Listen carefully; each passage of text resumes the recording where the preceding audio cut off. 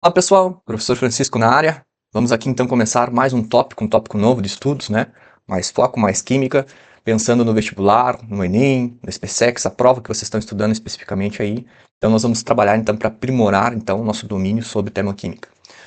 Para isso, pessoal, eu organizei de uma estratégia nova aqui, né? Vocês vão ver que tem vários tópicos que eu peguei então do próprio edital do SpaceX e que tem vários tópicos a respeito de termoquímica. O que cai na termoquímica? Ou, pelo menos, o que é esperado da termoquímica na prova do SpaceX. Então vocês vão ver que tem vários tópicos, né? Isso só termoquímica. Eu vou agora apresentar para vocês alguns blocos, alguns vídeos relacionados a esses tópicos. Hoje vai ser então em relação aos 4 primeiros tópicos que vocês estão vendo aí, então que a gente vai conversar. Bora lá? Então, começando a termoquímica, pessoal, a termoquímica é um estudo das reações químicas e as mudanças de estados físicos que envolvem troca de calor. Então, a gente vai ter as reações químicas para ver o comportamento da absorção, libera calor, e nós também vamos ver as mudanças de estados físicos, sólido, líquido, gasoso, que tem essas trocas de calor aí. Mas o que então é caloria, né? Tem essa definição, trago aqui do livro da Martha Reis, que diz assim, ó, uma caloria é a quantidade de energia ou calor necessária para levar a temperatura de 1 grama de água em 1 grau Celsius.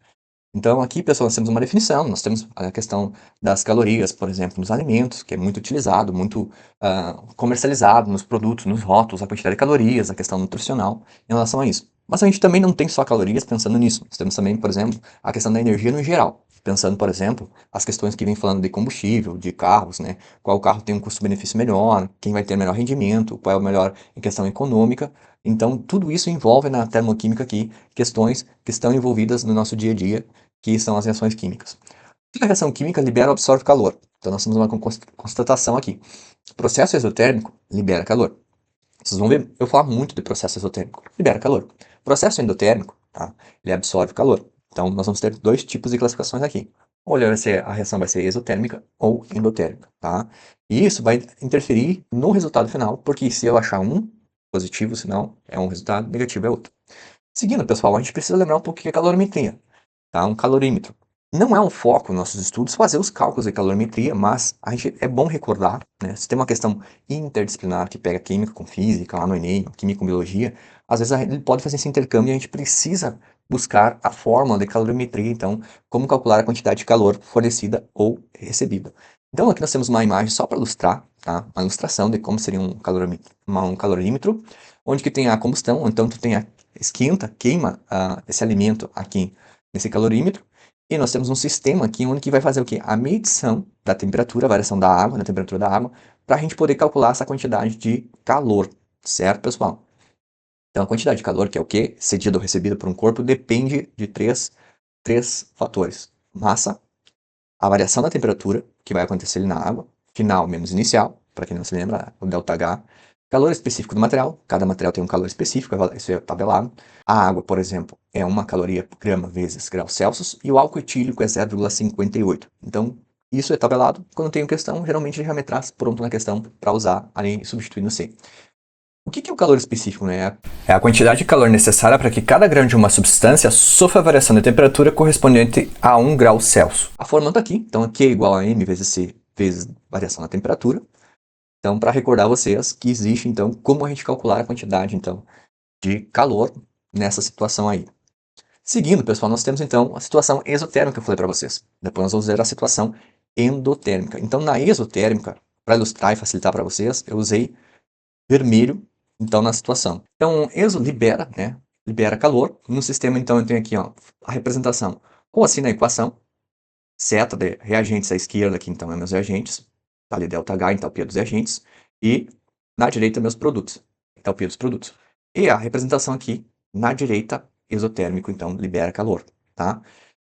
Tem questões vestibulares que representam assim, mas, de clássico, é assim que se representa, ó, ou representado por A mais B formando C mais D, ΔH menos negativo, tá? Então esse aqui é o exemplo, então, que geralmente vem, tá, pessoal? Por que eu apresento o outro modelo? Porque às vezes pode acontecer, dependendo de onde tu vai fazer a prova, que tem ainda esse modelo. Então a gente tem que estar preparado para situações de acordo com a análise da tua prova. Então, reação exotérmica, o que é? A entalpia dos reagentes é maior o valor da entalpia em comparação ao dos produtos, por isso aqui o sinal maior, tá? Quando eu faço o cálculo da variação, delta, que é a variação da entalpia dos produtos menos o valor dos reagentes, esse valor vai ser menor do que zero, então vão ser valores negativos como encontrar. Com unidade pode ser kcal por mol ou kJ por mol resultante. As questões do Som Verde já traz pronto, não tem geralmente necessidade de converter kcal por kJ e vice-versa, já vem pronta essa situação aí.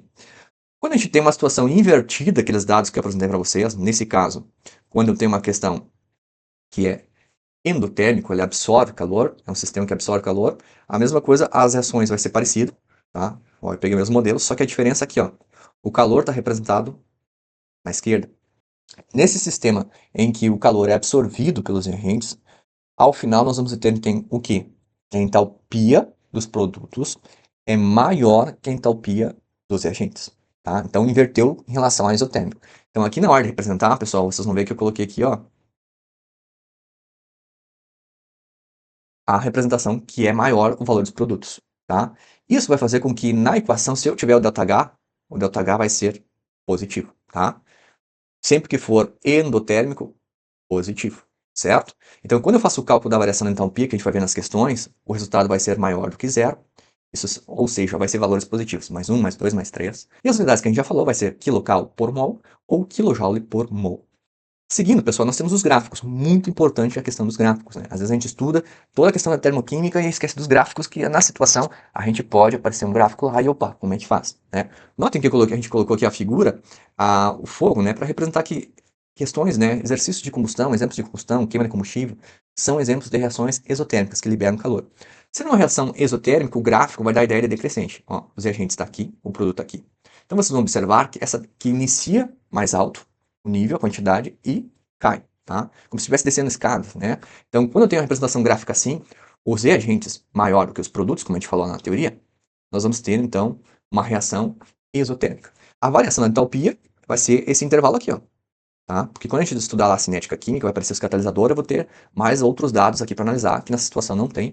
A variação sempre vai ser esse intervalo entre os reagentes e os produtos. Sempre o produto final, que é o final, menos o inicial, que é os reagentes, tá? Como eu falei para vocês, o ΔH vai ser menor do que zero, vai ser negativo o valor então encontrado nesse cálculo aqui. Se eu pegar, por exemplo, aqui fosse o valor 30, a entalpia aqui 30 kJ e aqui 10 kJ. Quando eu vou fazer a variação da entalpia, encontrar a variação disso aqui, o produto é 10, menos a variação da entalpia dos reagentes, que é positiva mais 30. Quando eu vou fazer essa diferença, pessoal, ΔH é igual a 10, menos com mais vai dar menos. Então, ΔH vai dar igual a menos 20. Aí, kJ ou kilocal, dependendo da questão, vocês vão colocar aqui por mol. Então, é negativo, representando então que esse sistema é exotérmico. Quando eu tiver uma situação positiva, na endotérmica, vocês vão ver aqui que nós temos então a situação onde que o início dos reagentes aqui na esquerda é menor o valor em relação aos produtos. Eu posso até fazer aqui os tracinhos, pontos, para a gente ver onde que vai dar então no eixo Y. Então a entalpia dos produtos, o valor é maior do que dos reagentes. Então a entalpia dos reagentes é menor do que a entalpia dos produtos, igual a gente viu lá nos slides anteriores. A variação de entalpia continua sendo a mesma forma para a gente achar. O ΔH final vai ser maior do que zero nessa situação. Aqui eu trago um exemplo, por exemplo, quando eu passo o estado de fusão, né, a transformação do estado sólido para o líquido, o gelo passando então da fase sólida para líquido, água líquida, eu tenho então um processo que absorve calor. Então aqui é uma situação que é um gráfico endotérmico. E nós temos aqui, pessoal, então, uma questão que caiu no Enem 2015 e uma questão que caiu então na VUNESP 2025, seleção para SFEX. A questão do Enem, vocês vão ver que ele descreve no texto que é uma figura essa representação. Parecido com o que a gente viu ali na apresentação do gráfico, mas ele diz que é uma figura. E a questão da VUNESP, ela diz ali então que é um diagrama, tá? Mas a ideia é que a gente precisa ter uma leitura, uma interpretação sobre esses dados, tanto da figura quanto do diagrama, para a gente poder resolver essas questões. Essas questões, a gente vai ver mais para frente, elas demandam então o domínio da lei de Hess, que é um tipo de cálculo, então, que nós vamos ver sobre a termoquímica, que resolve essa situação. Mas aqui, só para mostrar para vocês, existe de certa forma uma organização de legenda. O bioóleo formando CO2 mais água tem a seta aqui indicando que é sentido para baixo, tá? Se for sentido para baixo, vocês vão ver que o ΔH também está negativo. Então, o sentido dessa reação aqui, ó, é exotérmico. A mesma coisa acontece no sentido dessa reação aqui, ó, ΔH2. Sentido é exotérmico com sinal negativo, menos 2,4. O diagrama que caiu nessa outra questão aqui, ó, também tem uma organização aqui, ó. Quando a seta está para cima, nós temos aqui uma reação endotérmica. Quando desce, esse outro ΔH aqui, ó, com sinal negativo, então libera calor exotérmico. E aqui, mais outra reação química com sinal negativo, né, nesse sentido, exotérmica. Tá, pessoal? Ao decorrer das questões, a gente trabalha essas duas aí para vocês verem como resolve elas. Próximo vídeo, galera, então nós continuamos então nossos estudos de termoquímica. Espero que vocês tenham entendido. Se ficou alguma dúvida ou alguma demanda que vocês gostariam de pedir para mim gravar aí sobre termoquímica, manda aí, coloca nos comentários aí, que eu quero saber como é que o que vocês estão achando aí então nos nossos estudos. E a ideia é sempre ajudar vocês aí com o que eu conseguir estar fazendo de material para vocês. Abraço, galera, até o próximo vídeo.